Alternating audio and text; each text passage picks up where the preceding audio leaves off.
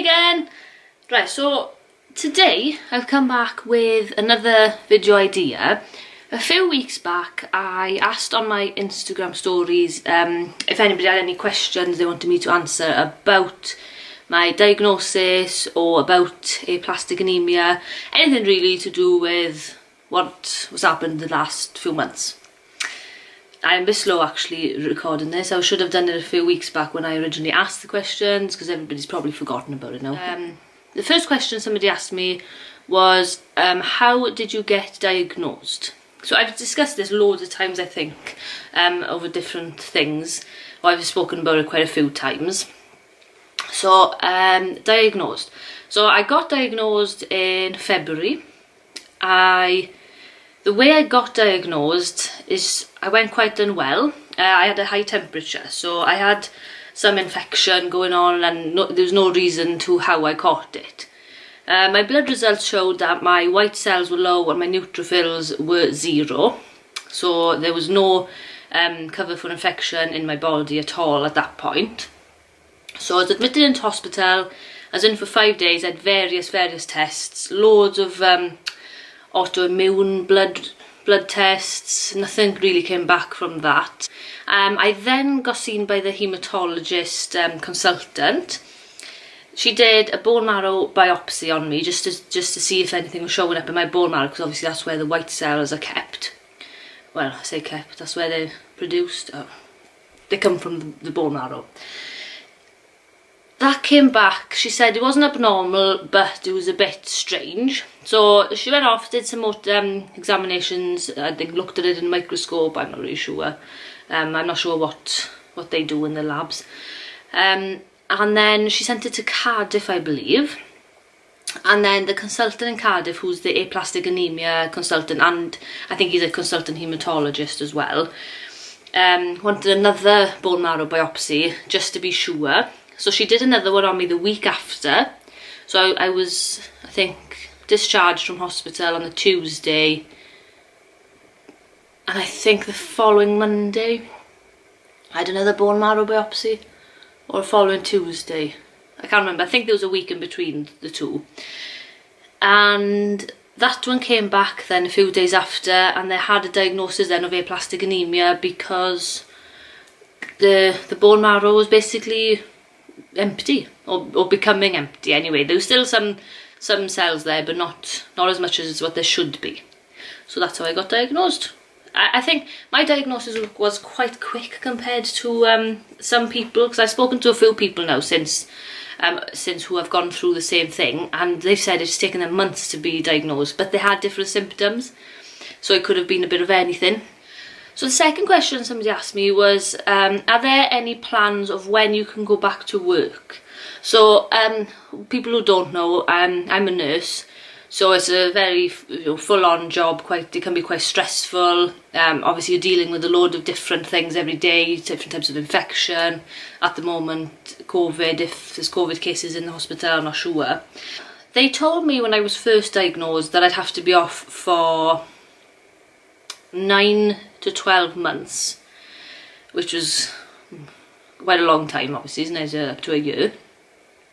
So if it's 12 months at the moment, it's now the end of April. I should be going back to work in January, but I've responded really well to the treatment that I've been having. So my first review with the consultant from Cardiff is in June, so that's my 3-month review. So I'm going to ask then whether I can go back any earlier or not, because obviously I'm feeling okay, but the only problem is, I think will be the problem, is because I'm on the immunosuppressant tablets, so my immune system's still suppressed.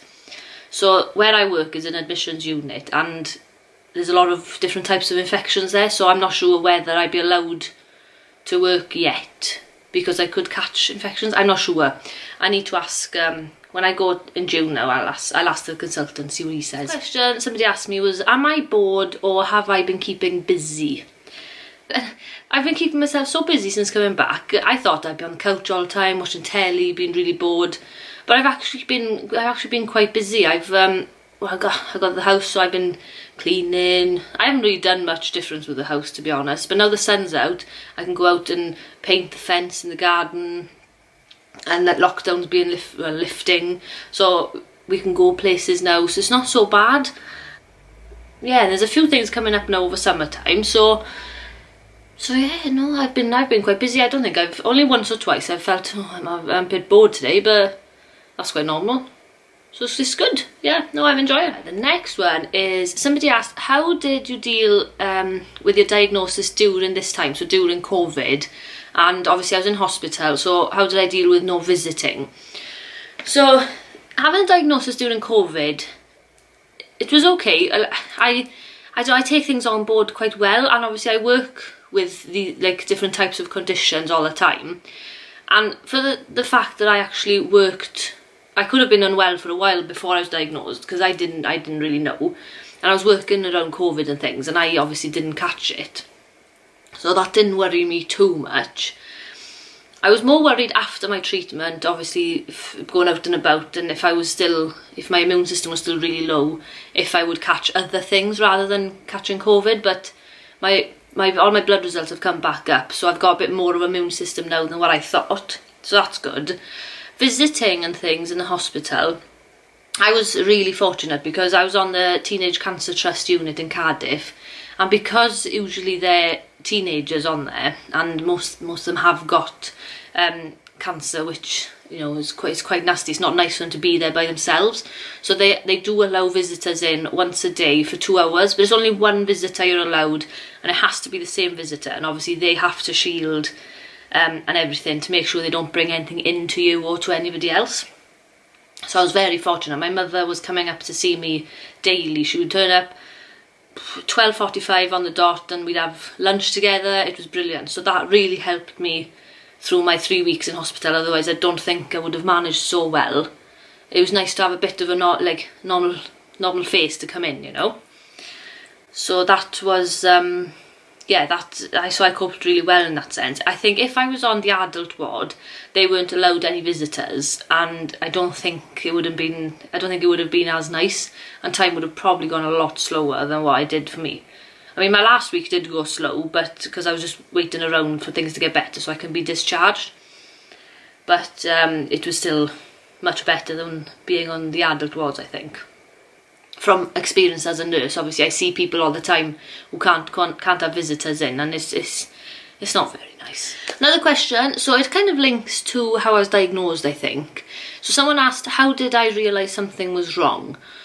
So it all started when I was working. I was on a night shift. I remember it really clearly, and I felt really like my muscles were aching and my head was a bit fuzzy, and I didn't feel right. So I did my temperature at the start of the shift, so that was about 7 o'clock in the evening. No, I think I did the temperature about 8 o'clock, and it was 37.2 or something like that. So the normal range is between 36.1 to 37.5, I'd say. That's like the normal ranges.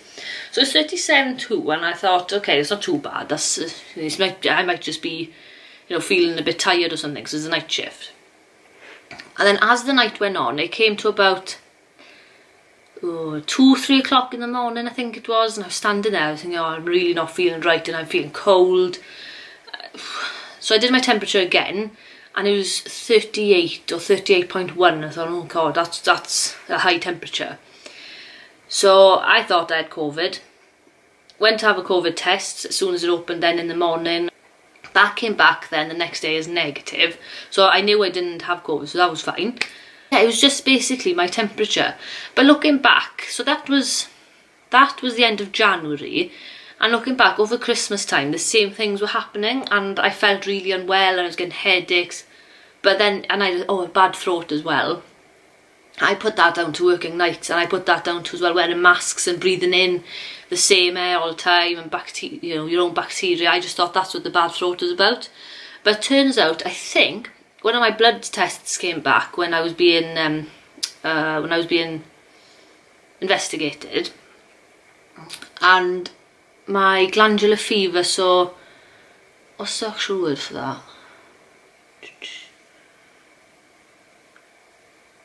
Oh, I can't remember.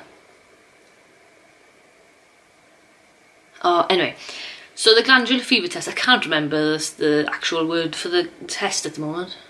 It's going to bug me. But that came back, as positive that I'd had glandular fever at some point. So I'm thinking I probably had it over Christmas, but I didn't know. But obviously people get really unwell with it, so, but I didn't know. I was still working and everything. You know, some people can't get out of bed.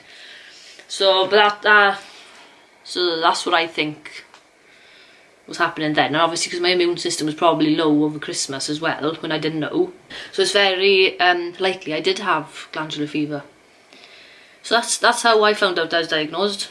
Just a high temperature, really.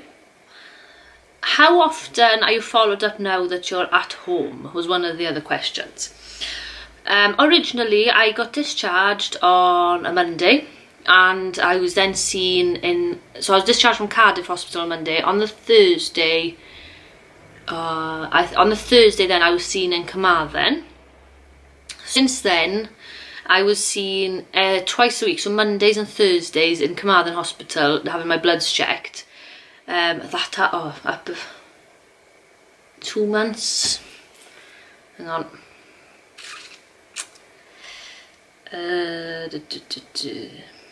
Yeah, for about 2 months I think I was being seen twice a week. Last week then they changed me to once a week because my blood results were fine.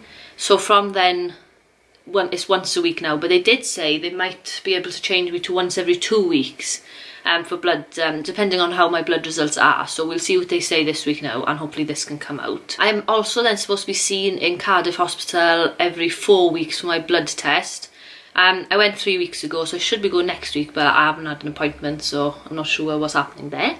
But I'm still being seen in Carmarthen anyway, so, and they send all the results up, so it's the same thing. And then my first follow-up with my Cardiff consultant is 3 months post-treatment, so mine's in June. And then from there, and then it's 3 months and 6 months. So I got my 3 month in June and my 6 month will be in September. And that's when they then determine whether the ATG treatment has worked or whether it hasn't, and I'm going to need another form of treatment. But at the moment it looks like it's working, and hopefully that's that, and I can put all this behind me. As well, how is the raffle going? So we've actually finished the raffle now. There is a video up about the raffle, which I actually really enjoyed watching back, because it's quite, well, I found it quite funny. So we raised... Oh my god, well, at the time, I haven't actually checked in with my cousin Shan since, but at the time we raised 3,000, oh my god, was it? Yeah, £3,800 for the Anthony Nolan charity, which was really good. But I think more donations have come in since, so I'll have to double check to see if it's gone up at all. But it went really well. All the prizes were won. I think people are happy with their prizes. I unfortunately didn't win anything. But no, it was a really good laugh. Yeah, I really enjoyed doing it, and it's all for a good cause. So hopefully, for the money we raise as well, Anthony Nolan said we've added 95 people onto the register, which is brilliant. So that's always good news. So one question here, actually I haven't spoken about this for a while now. Someone's asked, did the rash ever go? So whoever's been following on Instagram since I got unwell, I had a rash everywhere. It was totally random, horrible thing. Well, it wasn't horrible, it was just there, I couldn't feel it.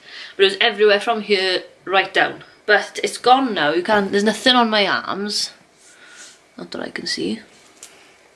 Nothing on my arms, the legs.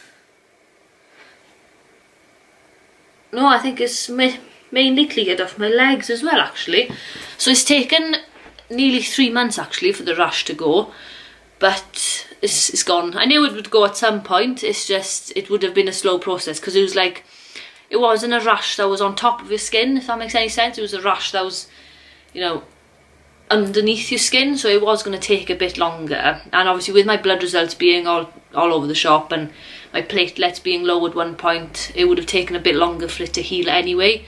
But yeah, nearly back to normal now, which is good, because I thought, I knew it would happen, it would go. I didn't think it would stay around forever. But yeah, so rash is cleared. It's taken a while, but it's gone now, ready for summer. At least I don't have to walk around in shorts and like a rash all over my legs. Questions left which I've chosen from, because I don't want the video to be too long. Don't want the video to be too long. So someone asked, Did the doctor say whether this and my hair loss were related? I originally thought they might have been related because obviously hair loss is an autoimmune, well, alopecia is autoimmune condition, and I thought it might have been, you know, all something that's, I thought I had something else wrong with me to bring all of this on, if that makes any sense. They did all the tests though. They did all the tests. Even when I got to Cardiff, they did other tests. Nothing came back. And I even saw a rheumatologist. She did extra immune tests, autoimmune tests, nothing. She said, I don't think any of this is related. I think your hair loss, your aplastic anemia is totally different things. We don't know why you've had aplastic anemia because sometimes they can't determine why.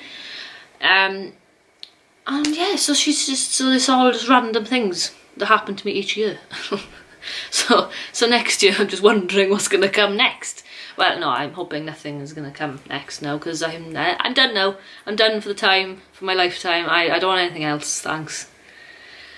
But no, they're not related. And my hair's grown back quite nicely now. It's taken just over a year for it to grow to this length. And I've had it cut as well. It was a bit longer, but I've wanted it to get styled. Okay, so last question. Someone asked me, what happens next if this treatment works, is it?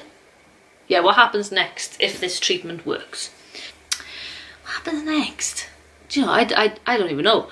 If it works, great. So if it works, it means I'm responding. It means I haven't relapsed, I'm responding to the treatment. I think I'd probably still have regular checkups in the hospital, maybe like once a month or once every 3 months or something, to check my bloods to make sure I'm not relapsing, because there's still a chance of relapse after. I think, right, hang on, let me get this right.